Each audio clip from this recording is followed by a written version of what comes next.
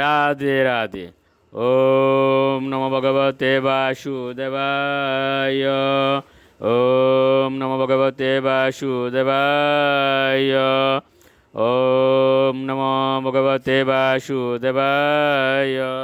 শ্রীমদ্ ভাগবত চতুর্থ স্কন্দ পুষণম প্রথম অধ্যায় মনু কন্যাদের বংশাবলী। শ্লোক 31।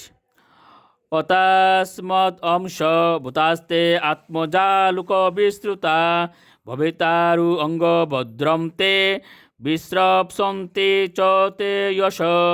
অনুবাদ: আমাদের শক্তির অংশস্বরূপ পুত্র তুমি লাভ করবে, এবং যেহেতু আমরা তোমার সর্বাঙ্গীন মঙ্গল কামনা করি, তাই তোমার সেই পুত্রেরা সমগ্র জগৎ জুড়ে তোমার যশ বিস্তার করবে।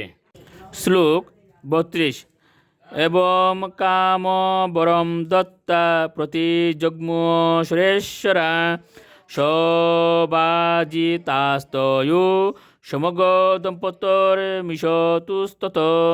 অনুবাদ: এইভাবে অত্রি মুনিকে তার অভিলষিত বর প্রদান করে সেই তিনজন সুরেশ্বর ব্রহ্মা, বিষ্ণু এবং মহেশ্বর সেই দম্পতির দৃষ্টিপথ থেকে অন্তর্হিত হয়ে গেলেন। শ্লোক 33। সুম অভূত ব্রহ্মণ অংশেন দত্ত বিষ্ণুস্তু ইউগবিদ দুর্বাসাও শঙ্কর শামস নিবুদাঙ্গি রস প্রজা। অনুবাদ: তারপর ব্রহ্মার অংশ থেকে সুমের জন্ম হয়েছিল, বিষ্ণুর অংশ থেকে মহাযোগী দত্তাত্রেয়র জন্ম হয়েছিল এবং শঙ্করের অংশ থেকে দুর্বাসার জন্ম হয়েছিল। এখন আপনি আমার কাছ থেকে অঙ্গিরার অনেক পুত্র সম্বন্ধে শ্রবণ করুন। শ্লোক 34।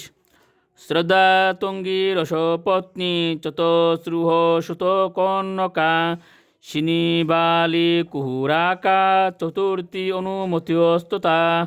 অনুবাদ: অঙ্গিরার পত্নী শ্রদ্ধা 4টি কন্যা জন্ম দিয়েছিলেন, যাদের নাম ছিল শিনিবালি, কুহু, রাকা এবং অনুমতি। শ্লোক 35।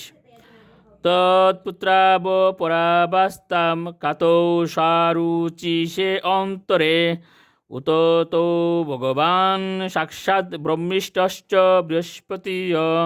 অনুবাদ: এই 4টি কন্যা ব্যতীত তার আরও 2টি পুত্র হয়েছিল। তাদের একজনের নাম উতত্য এবং অন্যজন হচ্ছেন পরম বিদ্বান বৃহস্পতি। রাধে রাধে।